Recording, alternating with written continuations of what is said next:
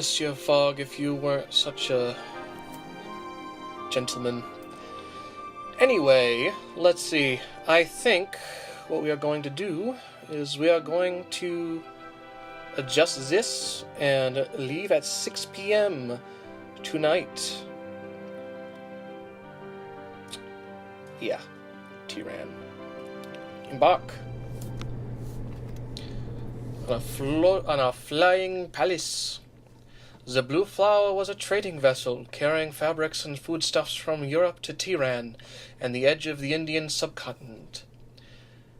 I fancied this would be a quiet journey and settled in to enjoy the ride.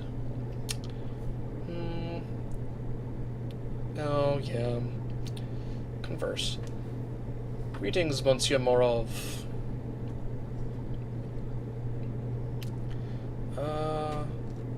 Hey. Tahali? Tyran to Bandar Abbas? I knew a man who was quite an adventurer aboard the Little Beetle from Tyran to Bandar Abbas. Anyway, you're very forward. Is that because you're in French? Yes, indeed. I must say, your grasp of language is most impressive. Tyran. Persian alliance with the Ottoman Empire is proving useful. Baku. Hydrofoil, but the fare is expensive. Uh-oh. And let's go see if we can do that. Alright. We have some new routes.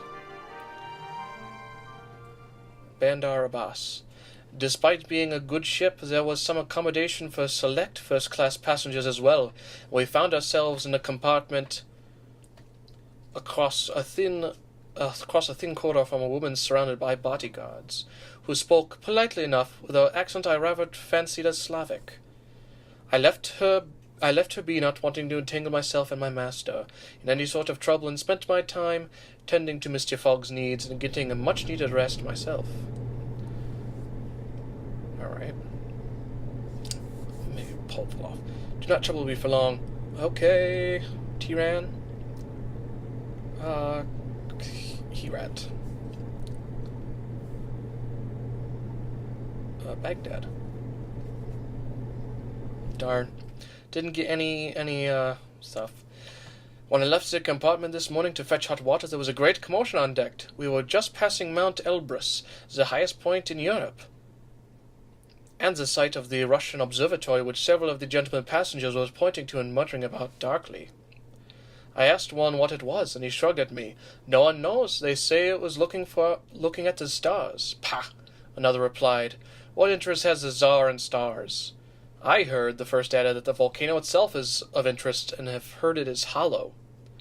All volcanoes are hollow, I told him. He nodded at that. True enough, young man. But do all volcanoes house rockets padded with explosives? I shook my head and smiled, and returned to my master, who was just finishing tying his own cravat. I apologized for my lateness, but he dismissed the apology out of hand.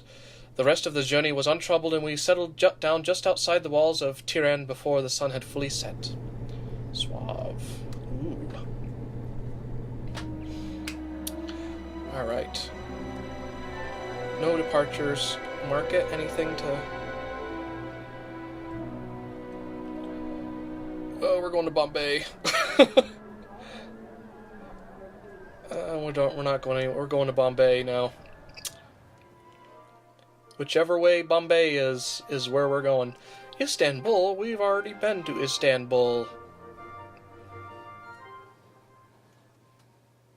To say that the capital of the Persian Empire is modern would be to deny it unparalleled glory of its ancient monuments and palaces. Yet, Bandor-class airships hummed in the sky like scimitar moons, and mechanical palanquins adorned with enamel and gold-work carried officials, poets, and lovers up and down the gaslit avenues. The Khwa Shahs ruled an empire almost constantly at war, though you would not know it. As I walked the streets, I felt safer than I might along the banks of the Seine. The city is a garden of culture and art, protected from the skirmishes along its borders. I sat in the cafes with poets as they dueled each other with words and competed for patronage. Alright, so we're going to plan, and we are going to Where are we going? What was in our bag again? Bag. We were going to Bombay. That's in China, I think. Bombay, Bombay, Bombay, Bombay, Bombay.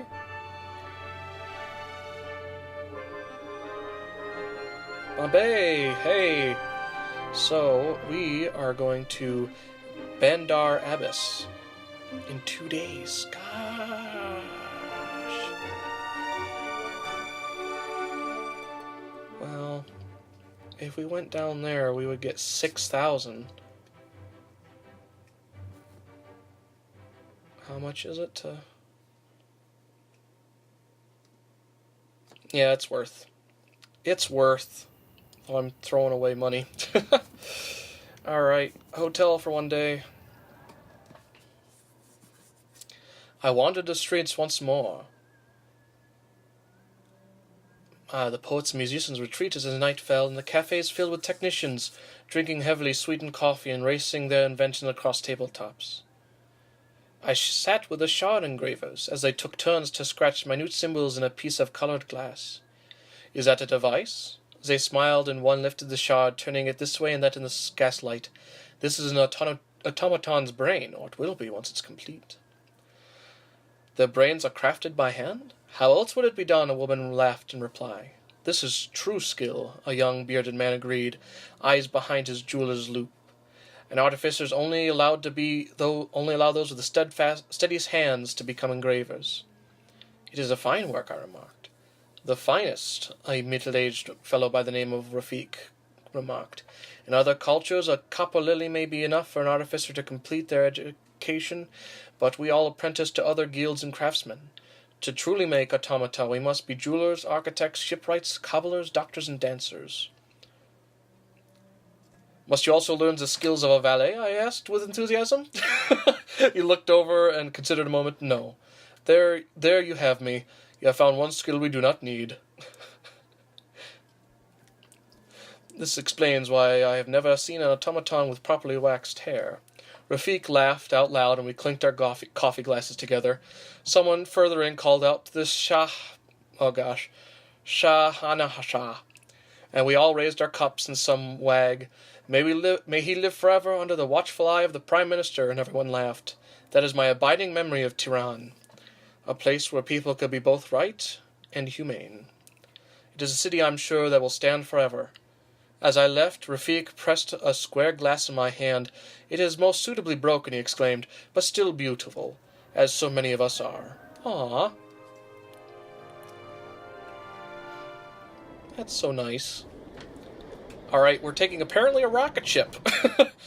Whoa! The Little Beetle was a strange, squat Bandior-class airship that made irregular high-speed runs but back and forth between Bandar Abbas and Tehran. Hey, I noticed a well-dressed man boarding and assured my seat next to his. Always worth traveling in style. Converse. We're looking for Bombay. Bandar Abbas to Dubai? Dubai... to Quetta.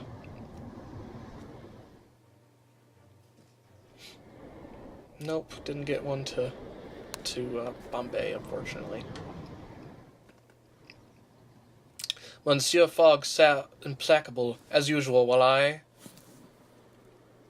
made conversation with the man next to me, a grizzled sort wearing a beautiful jacket strapped across a wide belly with a fine cummerbund. You are smartly dressed, very smartly dressed, sir, I remarked.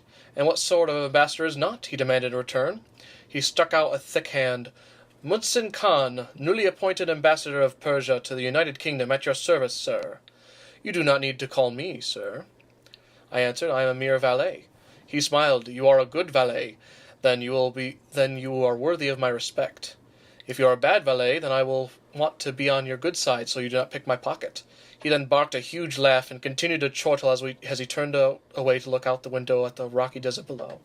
I got nothing more out of him, and we landed soon after. Aw.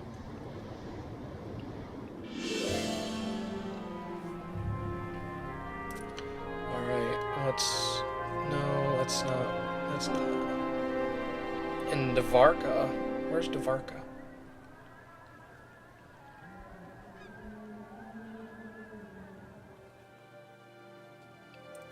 Let's see, where is Dvarka? We're looking for Bombay. Here's hoping. Dvarka. Okay, so that's on the way to Bombay. Oh, darn. Is it departing now? No. Hotel. The mood in the Bandar Abbas was upbeat. I found, since being reclaimed into Persia after years of control by the pirates of Muscat, people believed that they had escaped a great tyranny. I stayed with Monsieur Fogg, ensuring he is well rested and stayed out clear of the sun, at least for a time. Explore, and hopefully we have a way to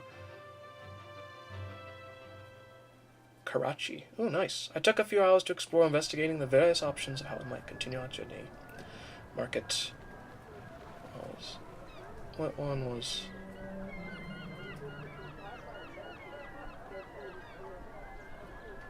There was one that was good for... Maybe they got rid of it. Alright, depart. That's where we want to go anyway.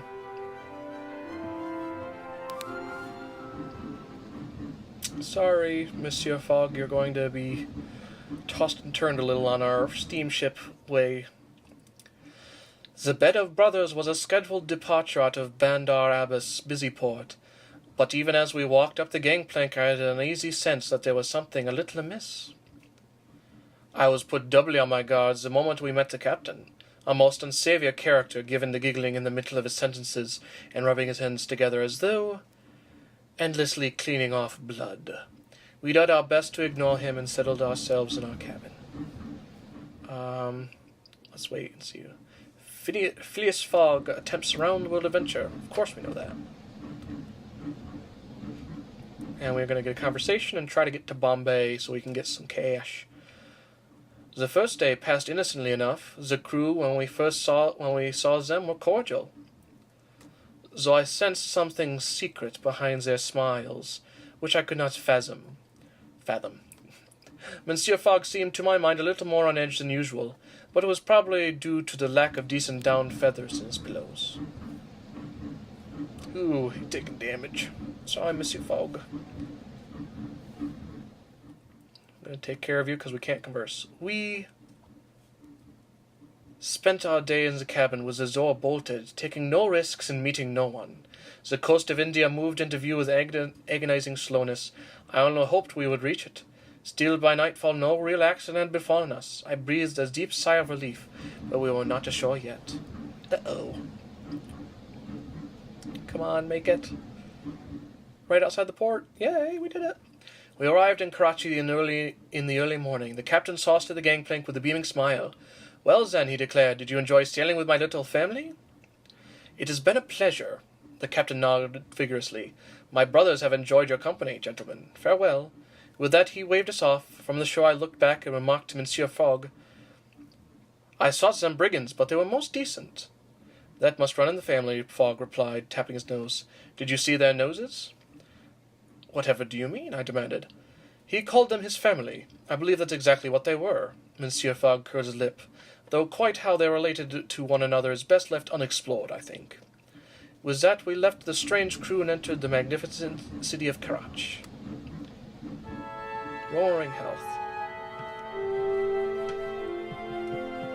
Oh, we wanted to go into Dvarka because of that. Okay. We're gonna explore. Alright. Hey, no, come on, Dvarka. No! I spent a few hours in exploration learning the ways in which Mount travels onwards. Dvarka. Come on, I wanted to go to Dvarka! That's probably...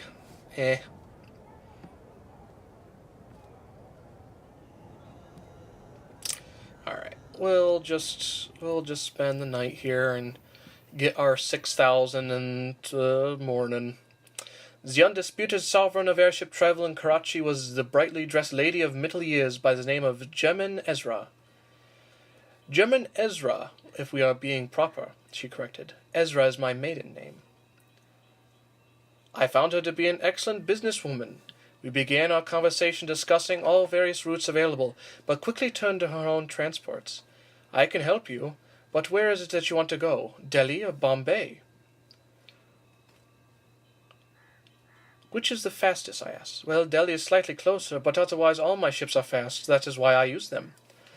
Madame Ezra dismissed me, and with a wave of her hand, I admit I left out a detail or two about the good lady when I relayed my encounter to Monsieur Fogg. All right.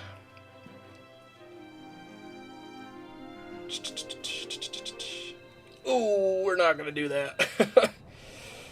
We're going to stay in the hotel for the night. Before retiring, I afforded my master every service. Depart. To Bombay!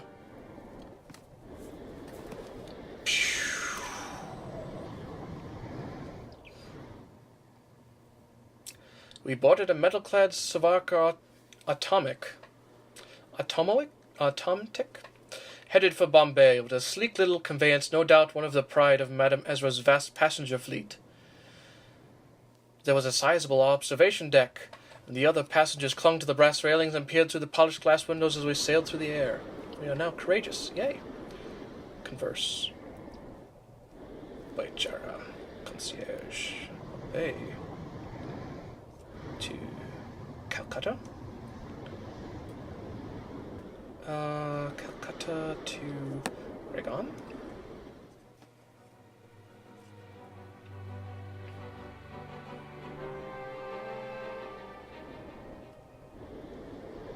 Alright, we're making pretty good. We're doing pretty good so far. We're on day 20. The view from the Indian coast was fantastic. I squeezed in beside a gaily dressed Indian woman at the window, who was dabbing nervously at her throat with lacework handkerchief. I politely ignored her, not wanting to be forward until she dropped the handkerchief. I was duty-bound to return it, and she smiled. I smiled back, and she turned to look at the rapidly receding ground, allowing me to see the wonder spreading through her face. The airship bucked in the stray air current and threw the woman into my arms. I set her on her feet, and she gave me a grateful look, though it was edged with fear. "Thank you, sir," she said quickly, and bolted from the observation deck without a backward look. Strange.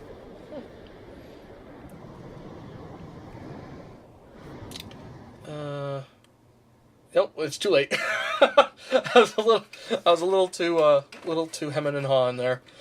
I saw the Indian woman from the previous day beside a tightly corseted English Mem Sahib. I glanced at the maid's direction. She blanched. She made her excuses to her mistress and left the observation deck again. I reflected, losing my charm. The Memshib marched over. "Do you know Alia?" she demanded. "No, madam," I exclaimed, aware of how such a lady might view any claim to the contrary with regards to her pretty young maid. "Liar," the lady hissed. "You do know her. What have you done with her, you brute?" "I merely caught her when she fell," I explained, "yesterday as we were taking off." The Mem Sahib seemed satisfied by my answer, for she drew back. "Alea has had a difficult life," she said softly. "I'm protective of her." It is rare to see such a friendship. The woman seemed to soften. There are not many among us who would believe friendship possible between two such women, but they are wrong. I saw Alea and the Memsheb only once more, as we were disembarking the Atomic. I gave Alea a bow, and she gave me a quick half-smile before pulling her palu around her face. I watched them as they walked away, the Memsheb's hard expression softening as she guided her companion's steps with gentle care. Ah. And we are in Bombay. Hooray. And we can finally sell the Astrolabe for $6,900. Haha. Alright. What are we going to do? Singapore. That's a tiny little jar. So I think we will head to Singapore.